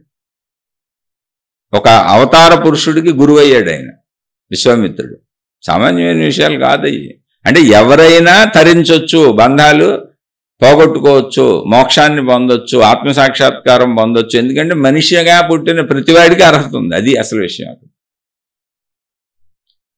అందుకని చక్కగా ఇప్పుడు నువ్వేం వదిలేయక్కర్లా. ఆ తల్లిదండ్రులనే బంధాలు కాలగమనంలో వెళ్ళిపోతాయి, మరణం వస్తుంది. అప్పటి వరకు నీ ధర్మం కదా. మరి వృద్ధాప్యంలో ఉన్న తల్లిదండ్రులను ఎవరు చూస్తారు చెప్పండి? వాళ్ళు ఏం చేసుకోలేరు కదా. కాబట్టి బాధ్యతలు వదిలేయకూడదు. అవి బాధ్యతలే నిన్ను వదిలేస్తాయి, నువ్వు కంగారు పడక్కర్లా. తర్వాత భార్య భర్త తెచ్చుకున్నావు, పిల్లలు పుట్టారు, ఇప్పుడు ధర్మంగా నిర్వర్తించు. తర్వాత పిల్లలకి వివాహాలు చేస్తావు, పిల్లలు పెద్దోళ్ళు అవుతారు, వాళ్ళకి వివాహాలు చేస్తావు, వాళ్ళకి సొంత కుటుంబాలు వస్తాయి, అయిపోయింది వాళ్ళ బాధ్యత. మళ్ళీ నీకు లేదు ఇప్పుడు వాళ్ళ బాధ్యత. నువ్వు తల్లిదండ్రులుగా వాళ్ళు వృద్ధాప్యంలో తిరిగి నీకు సేవ చేయటమే తప్ప నువ్వు వాళ్ళ బాధ్యత నీకు లేదు. ఇంకా నీ బాధ్యత ఇప్పుడు వాళ్ళు వహిస్తారు. చూడండి ఎంత అద్భుతంగా ఉంది అక్కడ. నీ బాధ్యత అయిపోయింది అక్కడికి. ఇప్పుడు నీ భార్య నీతో ఉంది, జాగ్రత్తగా చూసుకో. నీ భర్త నీతో ఉన్నాడు, ప్రేమగా ఉండండి. మీ పిల్లలు మిమ్మల్ని చూస్తే ఓకే, శుభ్రంగా చూడనివ్వండి. మీ పిల్లలు చూడలేదా, చక్కగా మీరు ఒకరినొకరు చూసుకోండి, హ్యాపీగా ఉండండి. కానీ పిల్లలు కూడా చూడాలి, ధర్మ నిరతి ఎలా ఉంది, వాళ్ళు ధర్మం చెప్పుకునే తీరు ఎలా ఉంది. నువ్వు ఏది వదిలేయక్కర్లే. వదిలేస్తే ఇప్పుడు నువ్వు పిల్లల్ని వదిలేసావు అనుకో, మరి నిన్నెవరు చూస్తారు ఇప్పుడు వృద్ధాప్యంలో? కానీ వదలటం అనేది లేదు, ప్రాసెస్సే సృష్టిలో ఉంది, అదే వదిలిచ్చేస్తుంది. మరణం వదిలించటమే. మరణం వరకు బంధాలన్నీ వేస్తుంది సృష్టే. బంధాలకు ఆధారమైన ఇంద్రియాలు శరీరం పెట్టింది సృష్టే. ఆ బంధాలలో సృష్టి బోధ ఏంటి అంటే ధర్మంగా మంచిగా ఉండు, అందరూ నీలాంటి వాళ్ళే, ఇక్కడ ఉన్న అన్ని జంతువులతో సహా నీలాంటివే. ధర్మము మంచే ఇక్కడ సూత్రము. వదిలించటం మోక్షం అనేది ఆటోమేటిక్గా జరుగుద్ది, అది నువ్వు ధర్మంగా వెళ్తుంటే. అంతే తప్ప ఇప్పుడు ఉన్న వాళ్ళందరినీ వదిలేయటం మోక్షం కాదు. చెడు గుణాలు వదిలేయి, చెడు బుద్ధులు వదిలేయి, చెడు లక్షణాలు వదిలే, అది మోక్షం. బాధ ఎక్కడ వస్తుందంటే చెడు నుంచి వస్తుంది, మంచిలోంచి రాదు. మంచిలోంచి ఎప్పుడూ బాధ రాదు. ఒకవేళ వచ్చిన తాత్కాలికంగా మన వాళ్ళ మీద ఉన్న ప్రేమల చేత కాసేపు భయం బాధ రావచ్చు, వాళ్ళకి ఏమైనా ఇబ్బందులు కలిగితే అవి తాత్కాలికమైన. ధర్మంలో ఉన్నవాడు వాటిని జయించుకుంటూ వెళ్ళిపోతాడు, అవి పెద్ద విషయాలు కాదు. వాటిని తట్టుకుంటాడు ధర్మంలో మంచిలో వెళ్ళేవాళ్ళు ఎవరైనా. అదే కాలంలో తల్లిదండ్రులు వెళ్ళిపోతారు, ఆ బంధాలు వెళ్ళిపోతాయి. తర్వాత పిల్లల్ని పెంచి పెద్ద చేసావు, అసలు నీకు ఎంత అద్భుతమైన బంధం వదిలేస్తుందంటే ఆ పిల్లలే నిన్ను చూస్తారు. ఇక నీ బంధం కూడా నీకు లేదు. ఇప్పుడు నువ్వు వృద్ధాప్యంలో నువ్వు నీ భార్య ఏం చెయ్యక్కర్లా, నీ పిల్లలే నిన్ను చూస్తారు చక్కగా.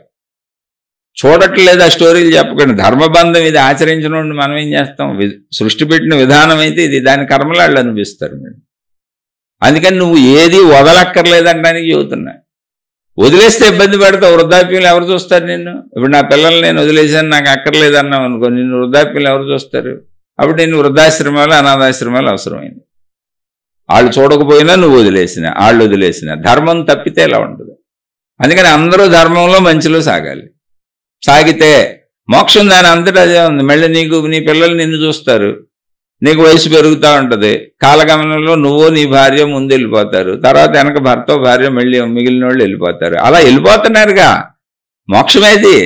ఒక్కొక్క బంధం వెళ్ళిపోతుంది అంటే మోక్షం ఇచ్చి వెళ్ళిపోతుంది, మన మోక్షంలో పెట్టి వెళ్ళిపోతుంది.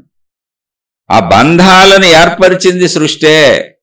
బంధాల మధ్య జీవితం, మోక్ష జీవితం ఏంటి అంటే ధర్మము మంచి. అండ్ ప్రపంచంలో ఇప్పుడు ఇదంతా కాదండి, ఈ బంధాల మధ్యలోనే మోక్షంతో ఉండాలి అంటే ఎలా అంటే వాళ్ళే జీవన్ముక్తులు, ధర్మాత్ములు, మంచిగా ఉండేవాళ్ళు అంతే ధర్మము. అందుకే మళ్ళీ చెప్పాను, దేవుళ్ళు దేవతలకు కూడా భార్యలు ఉన్నారు, పిల్లలు ఉన్నారు, భర్తలు ఉన్నారు. మునులు ఋషులు యోగులందరికి కూడా భార్యలు ఉన్నారు, పిల్లలు ఉన్నారు. అంత కుటుంబ వ్యవస్థ ఉంది. ఎందుకని? కుటుంబ వ్యవస్థని ఆధారం చేసుకుని సృష్టి నడుస్తుంది, లేకపోతే సృష్టి ఉండదు. సృష్టిని ఆపేస్తారు ఎవరన్నా, కుదురుద్ది అసలు అది ప్రకృతిలో. మనం మాట్లాడే ప్రకృతి విరుద్ధమైన మాటలన్నీ అహంకారపు చేష్టలు. జంతువుల్లో కానీ మొక్కల్లో కానీ కనపడుతున్న ఏ సృష్టి అంతం అవడం ఉండదు, అది సాగుతూనే ఉంటుంది. కాబట్టి అర్థం చేసుకోండి, మోక్షము అంటే కుటుంబ జీవితంలో ప్రపంచంలో ఉన్నప్పుడు ధర్మము మంచిగా ఉండగలిగితే నువ్వు జీవన్ముక్తుడివే, మోక్షంలో ఉన్నట్టే. లూజు తాళ్ళు కనపడతా ఉంటాయి ఉన్నట్టుగా, అంతే లూజు తాళ్ళు. నువ్వేమో అందులో ఇరుక్కోలేవు, కావాలంటే బయటకు వచ్చేయచ్చు. కానీ అవి బంధాలు ధర్మంగా నడవాలి. అదే కాలగమనంలో చెప్పాక వృద్ధాప్యం వచ్చి ఒక తరాలు వెళ్ళిపోతూ ఉంటాయి. ముందు తాత ముత్తాతలు వెళ్ళిపోతారు, తల్లిదండ్రులు వెళ్ళిపోతారు, అలా వెళ్తూ ఉంటారు. తర్వాత తరం వస్తూ ఉంటుంది. ఈ తరపోళ్ళు ఆ తరపోళ్ళను పంపిస్తూ ఉంటారు, అన్నీ చేసి సేవలు చేసి. అదే ధర్మం. ధర్మము అంటే అది. సృష్టిలోనే బంధ విముక్తి ఉంది. నువ్వేం బంధ విముక్తి నువ్వు కలిగించుకోక్కర్లా. నువ్వు కలిగించుకోవాల్సింది ఏంటి? నువ్వు ఏర్పరుచుకున్న చెడు బంధాలు. ఏంటి చెడు బంధాలు? విశ్వామిత్రుడు కదా అదే చెప్పి, అహంకారం, కామధేనువు లాక్కుపోతానన్నాడు. అలాంటి బంధాలు వదిలించుకోవాలి. మేనకతో కాపురం చేశాడు, అలాంటి బంధాలు వదిలించుకోవాలి. మేనక ఆయన భార్య ఏం కాదు, తర్వాత ఆడెవడో వస్తే స్వర్గానికి పంపుతాన్నాడు, మహిమలో మాయలు. ఇలాంటి బంధాలు వదిలించుకోవాలి. తర్వాత రమ్మ కనపెడితే కోపం వచ్చి శపిస్తానన్నాడు. ఇలాంటి బంధాలు, కోపాలు పోగొట్టుకోవాలి. ఎవడో కనపెడితే ఎవడి మీద నీకు కోపం ఏంటి? రోడ్డు మీద బోల్డ్ మంది అడ్డం వస్తారు, బోల్డ్ మంది ఎదురు వస్తారు, తప్పుకొని వెళ్ళిపోవాలి అంతే. జీవితంలో ఇలా ఎన్నో జరుగుతాయి. ఇవన్నీ అయినాక అసలు ఈయనతో పోటీ పడి తపస్సుకు వచ్చాను. పోటీలు, పోలికలు, పోల్చుకోవటాలు, ఇతరులతో పోల్చుకోవటాలు, దాన్ని పోగొట్టుకోవాలి. వెళ్ళి ఆయన కాళ్ళ మీద పడ్డాడు, నాది పొరపాటని. నువ్వు పోల్చుకుంటున్నావు కానీ ఎదుటోడు నీతో ఎందుకు పోల్చుకుంటాడు? పోల్చుకునేవాడు, ఈర్షికలోనేవాడు, అసూయలోనేవాడు, ఈడు పోల్చుకుంటుంటాడు అందరి గురించి, స్త్రీలైనా పురుషులైనా. అది అలాంటివి పోగొట్టుకోవాలి. అవి బంధాలు. జీవితంలో నువ్వు వదిలేయాల్సిన బంధాలు ఏమి లేవు. భార్య, భర్త, తల్లిదండ్రులు, అత్తమామలు, అక్క చెల్లెళ్ళు, అన్నదమ్ములు, నీ ధర్మాలు ఏదుంటే దేశకాల పరిస్థితులు వచ్చాయి. ఎంత చేయాలో అంత చెయ్యి. అది ఏ ధర్మం అది చెయ్యి. అవే వదిలి వెళ్ళిపోతాయి. నిన్ను వెళ్ళిపోయేలా సృష్టి ఉంది. అదే మోక్షం. మోక్ష జీవితము అంటే ఏంటి అంటే ధర్మములు మంచి కరెక్ట్గా ఆచరిస్తూ వెళ్ళటమే మోక్ష జీవితం. అంతిమంలో అది మోక్షానికి వెళ్ళిపోద్ది. మంచిగా జీవించడమే మోక్ష జీవితం. జీవన్ముక్తుడు మంచిగా జీవిస్తాడు అంతే. లేకపోతే ఎంతమంది మహానుభావులు శరీరాలు ధరించి జీవన్ముక్తులుగా అసలు భూమి మీద ఎందుకున్నారు? జ్ఞానబోధ చేయటానికి కదా. లేకపోతే అవసరం ఏముంది వాళ్ళకి? ఆ సత్యాలను అర్థం చేసుకోండి. మనం కూడా జీవన్ముక్తులుగా ఉండొచ్చు. ఏమీ లేదు. చక్కగా మీ జీవితంలో ఇతరులకు హాని చేయకుండా, ఇతరులకు ఇబ్బంది కలిగించకుండా, మీ భార్య, మీ భర్త, మీ పిల్లలు, మీ తల్లిదండ్రులు హాయిగా ఉండండి. మీ అన్నదమ్ములు, మీ అక్క చెల్లెళ్ళు, మీ బంధుమిత్రులు కుదిరితే సాయం చేయండి. కుదరపోతే మంచిగా ఉండండి. ఏముంది అందులో పెద్ద విషయం? జస్ట్ మంచిగా ఉండండి చాలు. మీరు జీవన్ముక్తులే. అల్లేసుకోబాకండి, అతి కోరికలు పెట్టుకోబాకండి. ఎవరి స్థితిలో వాళ్ళు హాయిగా సాగిపోండి. అప్పులు చేసి, తప్పులు చేసి, రకరకాలు చేసి ఎలా అయినా సుఖపడిపోదాం అనుకునేటువంటి భావనలన్నీ బాంధములు. అవి వదిలించుకోండి. మోక్షం అంటే జీవన విధానంలో మంచిగా ఉండటం, కుటుంబ సంబంధ బాంధవ్యాలను వదలటం అస్సలు కాదు. చెడు గుణాలు వదలటం. కుటుంబ సంబంధ బాంధవ్యాలు కాలంలో వెళ్ళిపోతాయి. అయ్యే మరణాలను ఆపలేం మనం. మన ముందు వయసులో వాళ్ళు మనకంటే ముందు వెళ్ళిపోతారు. అయిపోద్ది ఆ బంధం. ఆ బంధం ఉన్నంతసేపు నీ ధర్మం చేయి. నీ తర్వాత వాళ్ళు నిన్ను పంపిస్తారు. నీ ముందు వాళ్ళని నువ్వు పంపించు. ఆట ఇంతే. ఇదే ఆట. మీకు అర్థమవుతుందని భావిస్తాను. ఇది మోక్షం అంటే. మోక్షం అంటే ఏంటి అన్నదానికి ఆ అడిగిన ఆయనకి ఆ గురువు గారు చెప్పినటువంటి విశేషాలు ఇవి మనకు కూడా వర్తిస్తే మన జీవితంలో చాలా ఉపయోగపడతాయి. మంచిగా బ్రతికే మీ అందరూ కూడా మోక్షంలో ఉన్నట్టే. మీరు జీవన్ముక్తులు. ఏదో ఆత్మజ్ఞానం అనుభవం కానంత మాత్రాన మాకు తెలియలేదు అనుకోబాకండి. మీరు మంచిలో ఉంటే, ధర్మం తప్పకుండా ఉంటే మీరు ఆల్రెడీ ఆ మార్గంలో నడుస్తున్నట్టు. ఆధ్యాత్మిక మార్గంలో, జ్ఞాన మార్గంలో, మోక్ష మార్గంలో. దాని దారే చివరికి వెళ్ళి మోక్షానికి వెళ్ళిపోద్ది, ఆత్మసాక్షాత్కారానికి వెళ్ళిపోద్ది. మీరు రోడ్లో నడకలో ఉన్నారు, ఖచ్చితంగా అదే నడకలో ఉన్నారు. దాని అంతిమ గమ్యం మోక్షము, ఆత్మసాక్షాత్కారం. శుభమస్తు. మరలా మరొక కొత్త శీర్షికతో కలుసుకుందాం. మీ సందేహాలు అంటే ఈ శీర్షికలో నేను మాట్లాడిన విషయాల పట్ల మీకు ఏమైనా సందేహాలు ఉంటే ప్రశ్నల రూపంలో అడిగే ప్రయత్నం చేయండి. ఒకవేళ మీకు సందేహాలు లేవు, అర్థమైతే అర్థమైన విషయాన్ని కామెంట్ల రూపంలో తెలియజేసే ప్రయత్నం చేయండి. ఇది కేవలం నేను చెప్పే విషయం మీకు సరిగ్గా అర్థమవుతుందా లేదా అన్నది తెలియటానికి అంతే. మీకు తప్పు చెప్పకూడదు అని. నేనే కొంచెం అర్థమవుతుందని తెలియజేస్తే ముందుకు వెళ్తూ ఉంటాను అంతే, అంతకు మించి ఏం లేదు. ఒకవేళ నేను చెప్పిన దాంట్లో తప్పు ఉంది, సరిగ్గా చెప్పలేదు ఇతను అని అనిపిస్తే దయచేసి నన్ను క్షమించి వదిలేయండి. ఎందుకంటే నేను చాలా సామాన్యుడిని. నేను కూడా చదువుకుంటున్న విద్యార్థిని. ఆధ్యాత్మిక చదువు, ఆత్మజ్ఞాన చదువు చదువుకుంటున్న సామాన్య విద్యార్థిని. కాబట్టి నన్ను క్షమించేయండి. శుభమస్తు. మరలా మరొక కొత్త శీర్షికతో కలుసుకుందాం. మీకు, మీ కుటుంబ సభ్యులకు మేలు చేకూరుగాక.